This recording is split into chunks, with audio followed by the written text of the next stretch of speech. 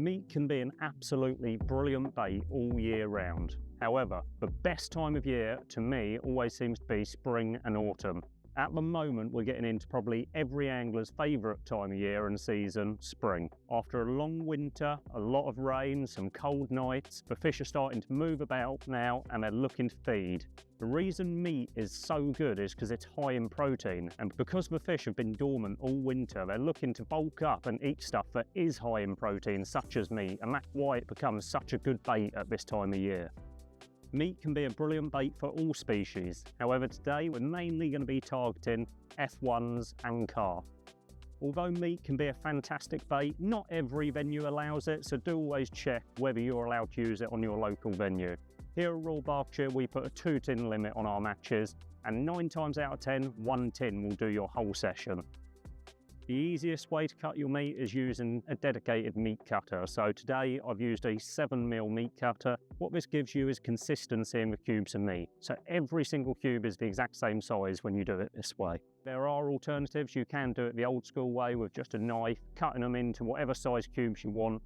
However, the way I'm fishing today, when I'm only feeding 2 or 3 cubes at a time, I like that every single cube is the exact same size and I can moderate how I'm feeding it. For me, meat is such a high attract bait that personally, I don't think you need to put any additives or flavours on it. This time of year, like I said, the fish are craving that protein, so meat straight out the tin is all you need. Rig-wise, when I'm fishing meat, I like to keep things very positive. My rigs today, I'm using AS carp-free floats. These floats have a wire stem, which means they're very stable in the water. When I'm fishing meat, like I said, I'm only feeding 2 or 3 bits at a time, and I want them bits to be pinned down onto the deck, and I want my hook bait just in amongst them. So it's very important for my rig to stay stable because I don't want it wafting about all over the place. Shotting pattern, I will generally always use a bulk and 1 dropper or a little strong bulk just down by the hook limb. Yet again, keeping everything pinned down nice and tight. Onto the hook, it goes back to my old faithful Maggot Plus hook. Yet again, I love them in a pre-tied version because they come pre-tied to 014 Acolyte fluorocarbon. The reason this hook pattern is so good for me is because it's got a slightly wider gape and a longer shank. This means I can almost roll the bit of meat onto the hook, keeping the shank nice and central through the cube and the hook point just exposed on the outside. Because I'm hooking the meat directly, this enables me to use a bigger hook than I would conventionally use. Most of the time with F1 fishing, I'll find myself fishing 16s. Today I'm fishing a 14. The reason for this is you can lose the hook in the piece of meat. Generally with meat, you catch a better stamp of fish. So we're talking the big F1s and the bonus carp. These fish live under your feet, they live under the platforms, in the edge, and they come in shore. Like I said, they're looking for this high protein bait. So that's when them big ones come in and start feeding. So that's why we're going to be fishing nice and close. We're only fishing a top kit and 2 sections shore, and then same down the edge. Elastic choice, I'm using the Power Pull hollow bungee. I'm using this in a short kit today because I love how the hollow elastic works in the short kit.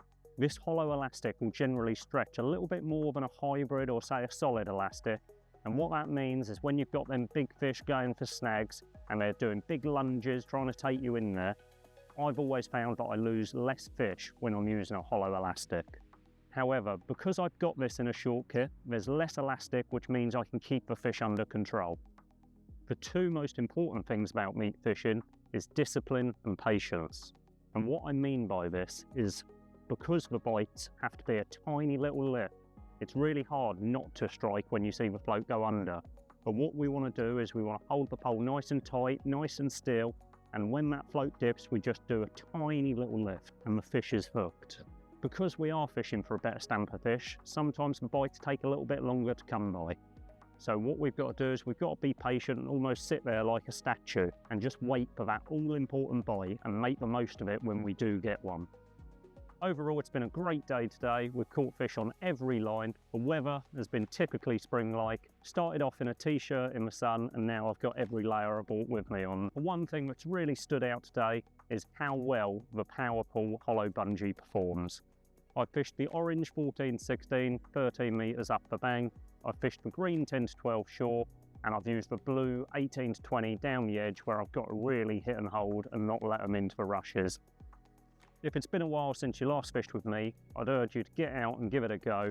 This time of year is absolutely brilliant bait.